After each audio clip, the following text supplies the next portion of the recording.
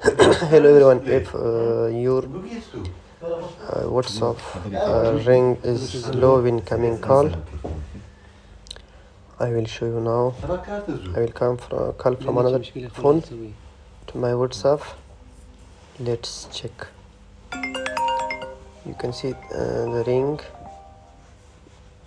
The ring is on but low. I will cut it. I will show you. Go to the setting.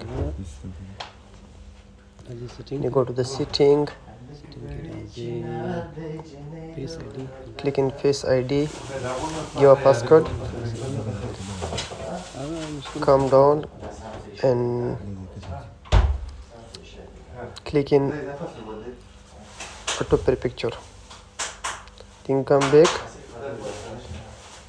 and check again.